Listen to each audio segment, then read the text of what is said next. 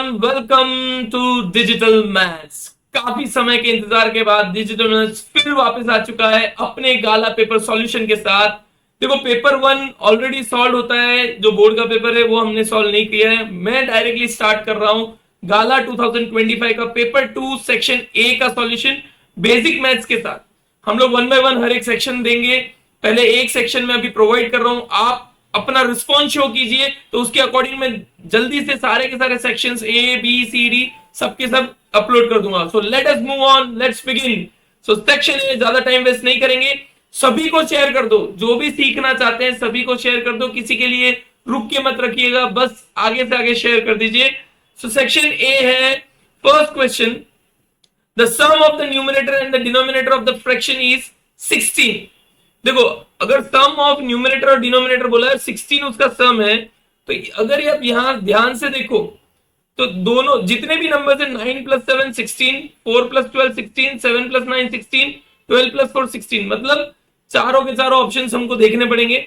If 5 is added to its denominator, अगर denominator को मैं 5 ऐड करता हूं तो इट रिड्यूसेस टू 1/2, मतलब वो हाफ हो जाएगा। तो पहले अगर मैं देखता हूं, अगर कोशिश करें फर्स्ट ऑप्शन के साथ, देखो वैसे सॉल्व करने जाएंगे थोड़ा लंबा हो जाएगा, तो मैं ऑप्शन के साथ जा रहा हूं ताकि ऑप्शन से सॉल्व कर ले डायरेक्ट। तो अगर फर्स्ट ऑप्शन में देखूं, ऑप्शन ए 9/7, अगर मैं 5 ऐड करता हूं तो हो जाएगा 9/14, तो ये 1/2 नहीं होता है, तो ऑप्शन ए गलत हो जाएगा।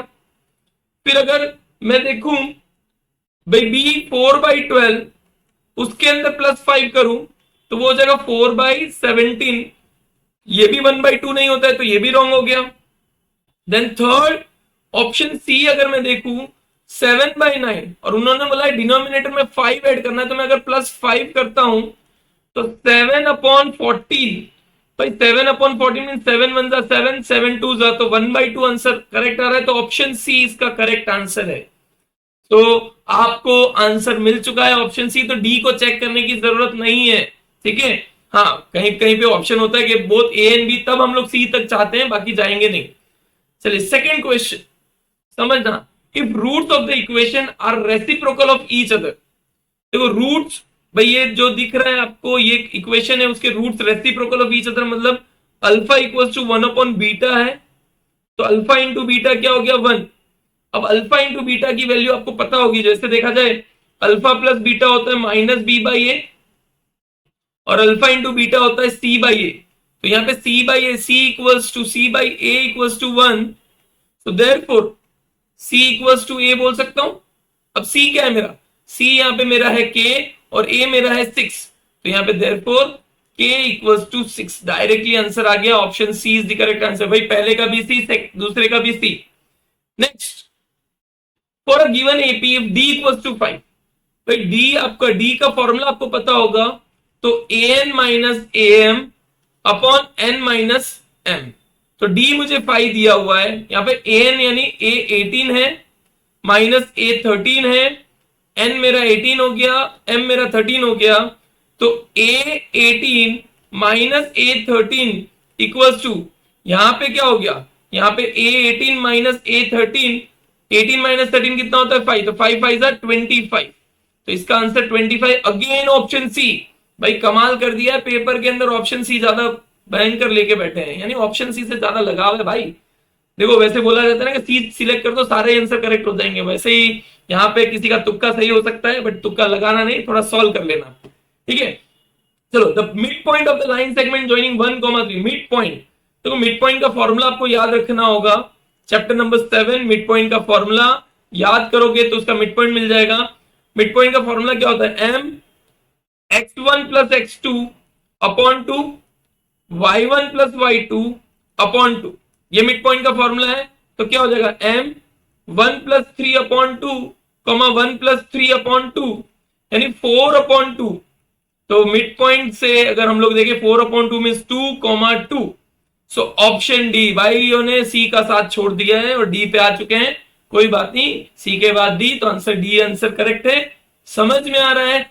देखो पेपर, आपने जितने भी क्वेश्चन सॉल्व किए होंगे, वापस एक बार ध्यान से समझकर पहले खुद सॉल्व करने की कोशिश करो, फिर देखो सॉल्यूशन। अगर खुद करोगे तो आपको समझ में आएगा। पॉज कर लो कभी भी। 1 plus tan square theta equals to कितना, देखो डायरेक्ट फॉर्मूला है, 1 + tan² थीटा की अगर बात करें तो 1 + tan² थीटा होता है 1/sec² थीटा, और 1/sec² थीटा होता है cos² थीटा। तो ऑप्शन बी, तो सी डी और फिर बी, यानी अब सभी को नंबर मिलेगा, कोई भी बात ध्यान ना रखे, सारे के सारे बी पॉजिटिव, चिंता मत करे कोई भूल ना जाए।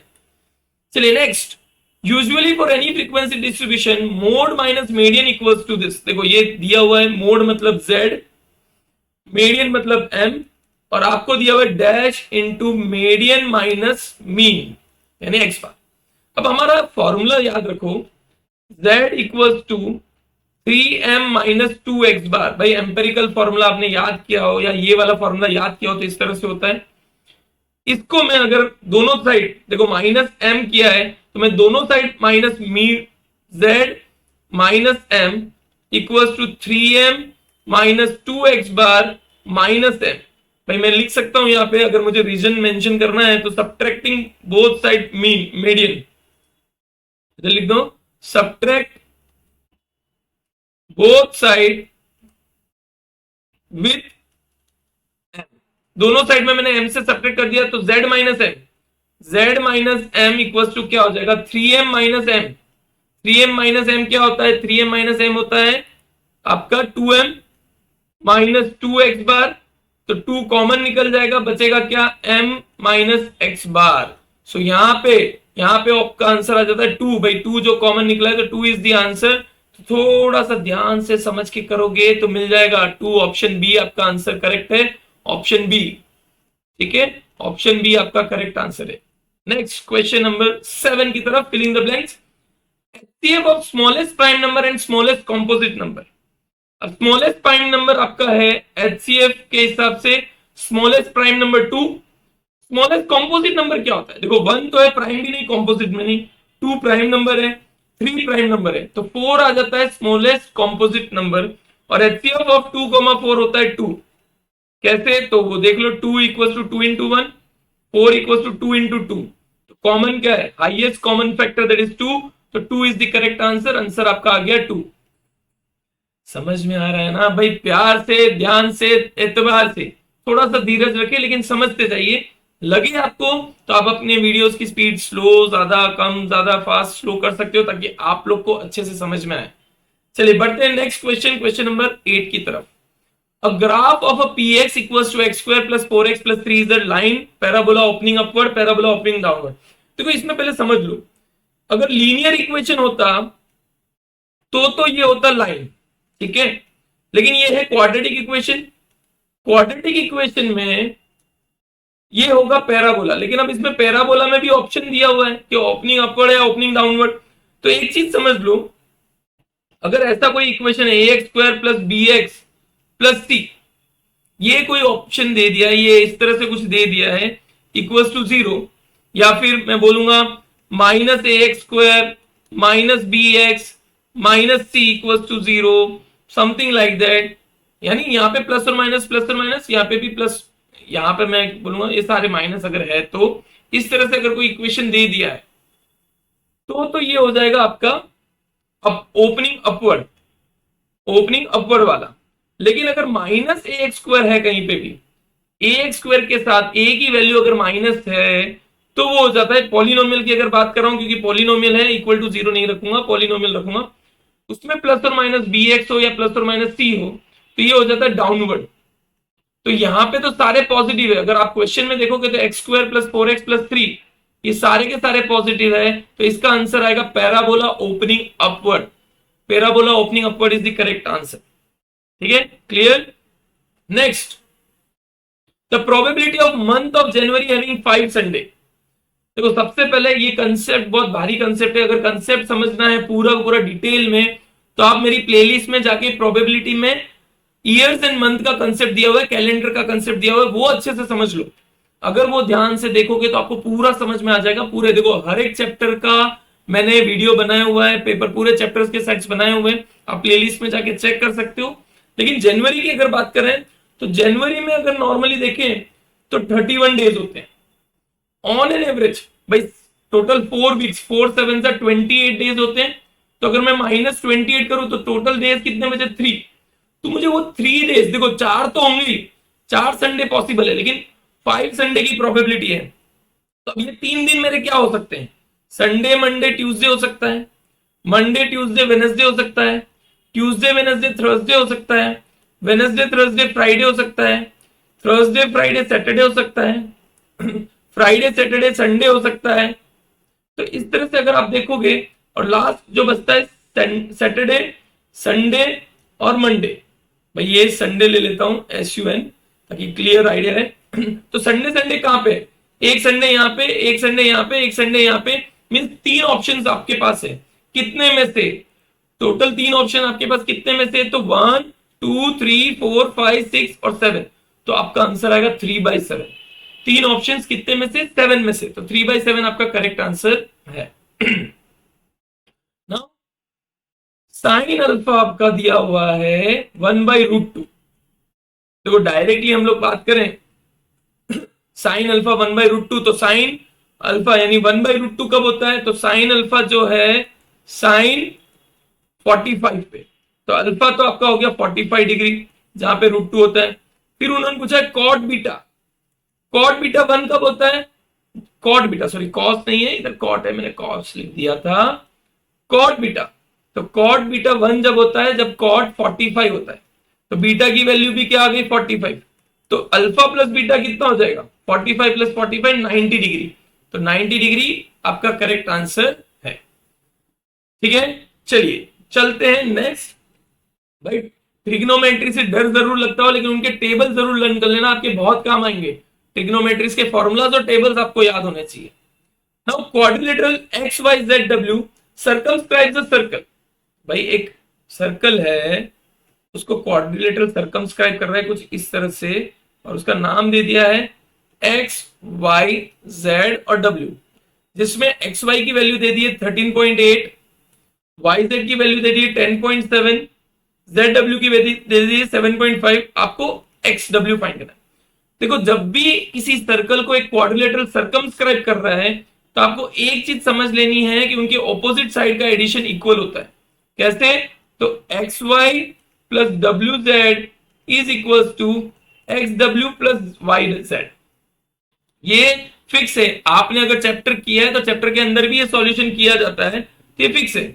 XY की वैल्यू 13.8, WZ की वैल्यू 7.5, XW की वैल्यू हमें फाइंड करनी है, YZ की वैल्यू 10.7, तो ये हो जाएगा 13.8 प्लस 7.5 मींस 13 तो 21.3 माइनस 10.7 इक्वल्स टू XW, तो XW की वैल्यू कितनी हो जाएगी 21.3 माइनस 10.7 यानी 13 माइनस 7 6 0 1 10.6 सेंटीमीटर।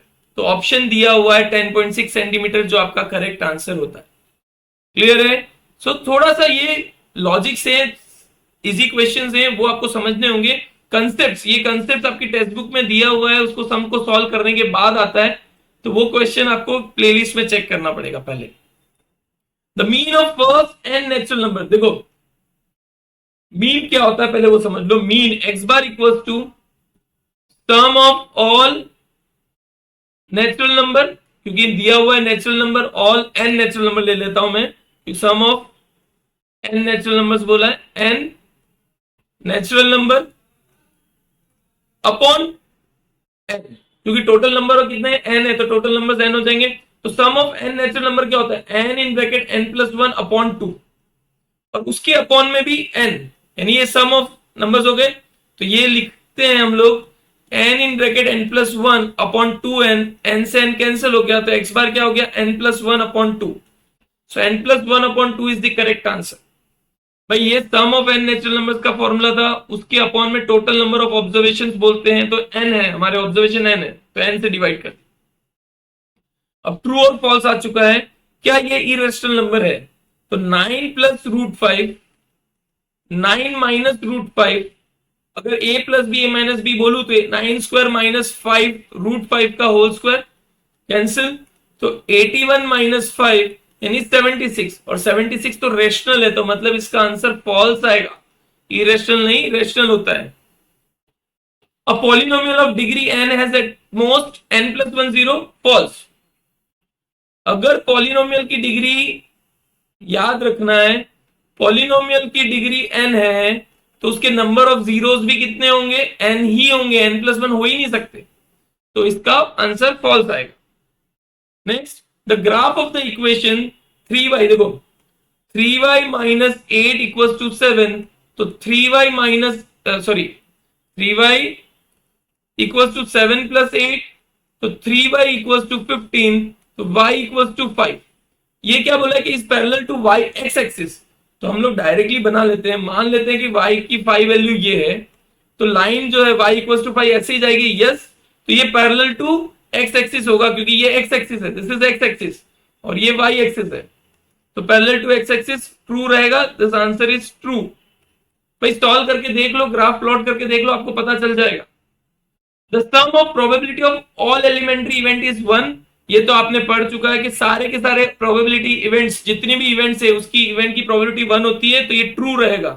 कैसे, तो एग्जांपल ले लो, सपोज प्रोबेबिलिटी ऑफ हेड कितना होता है 1/2, प्रोबेबिलिटी ऑफ टेल कितना होता है 1/2, अगर मैं इन दोनों को ऐड कर दूं, probability of head plus probability of tail, तो 1/2 प्लस 1/2 1। ये जस्ट एक एग्जांपल है, वैसे सारे एग्जांपल्स जो सबका एडिशन 1 होगा।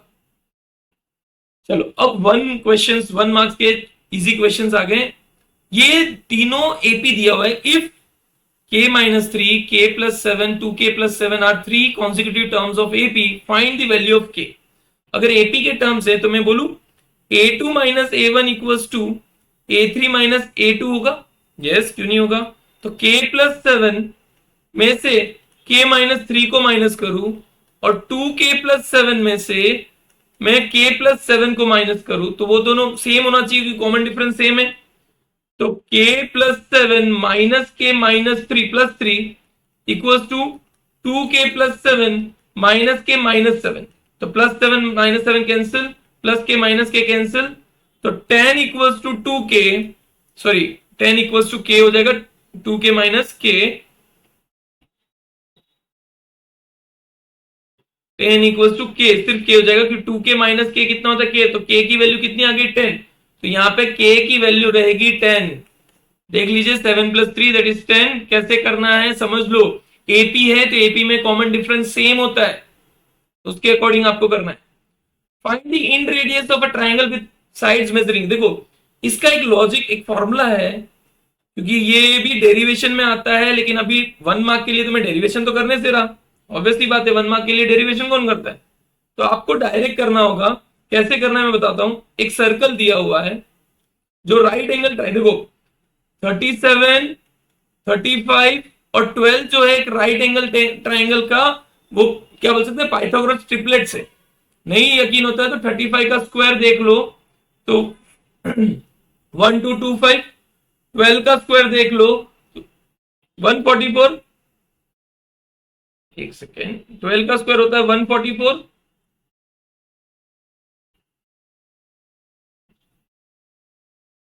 एक सेकेंड, हाँ ये क्या हो गया है,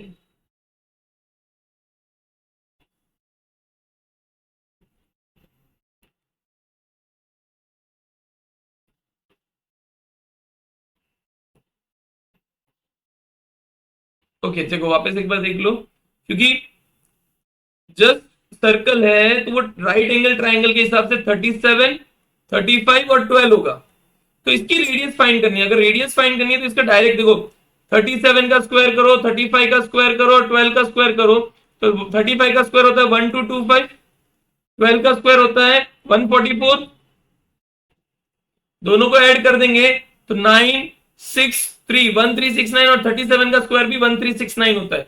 इट इज पाइथागोरस ट्रिपलेट्स। तो रेडियस का डायरेक्ट फॉर्मूला है perpendicular plus base minus hypotenuse upon 2। तो परपेंडिकुलर कितना है 35, बेस कितना है 12, हाइपोटेन्यूस कितना है 37 अपॉन 2। तो अगर इसको ऐड करते हैं हम लोग, मैं यहां पे से ये क्लियर कर दूं इधर, तो देखो अगर इसको हम लोग ऐड करते हैं तो ये हो जाएगा 47 माइनस 37 अपॉन 2, तो हो गया 10 अपॉन 2। तो आंसर रेडियस कितना आ जाएगा 5 centimetre, 5 centimetre is the correct answer. तो ये जो सर्कल है जिस ट्राइंगल के अंदर, उसका रेडियस 5 सेंटीमीटर होगा। क्वेश्चन नंबर 19, समझो इसको, P of A minus P of A bar equals to आपको 0.2 दिया हुआ है, लेकिन हमारे पास एक क्वेश्चन है P of A plus P of A bar equals to 1 होता है, आपको याद है वो तो फॉर्मूला ही है, उसमें कोई ऑप्शन ही नहीं है।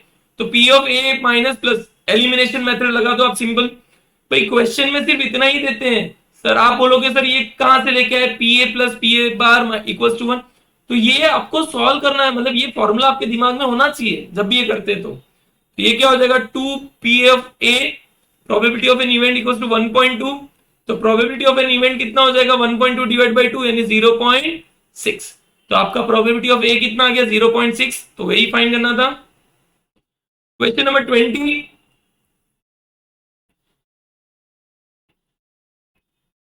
एक सेकेंड इसके अंदर ये क्या आ गया, ओके देखो state the mid value, state the mid value of class 30 and 40। Mid value का मतलब होता है क्लास मार्क, यहां पे याद रखना मिड वैल्यू का मतलब होता है क्लास मार्क, उसको बोलते हैं एक्सआई भी बोलते हो, दैट इज 30 प्लस 40 अपॉन 2 यानी 70 अपॉन 2 यानी आपका आंसर आ जाएगा 35। तो 35 is the mid value of this. अब यहां पे आपको फॉर्मूलाज याद होने चाहिए, फॉर्मूलाज याद होंगे तो आंसर आ जाएगा, फॉर्मूलाज याद होने जरूरी है। Curved surface area of sphere, तो स्फीयर का कर्व्ड सरफेस एरिया तो डायरेक्टली आप आएंगे 4 पाई आर स्क्वायर।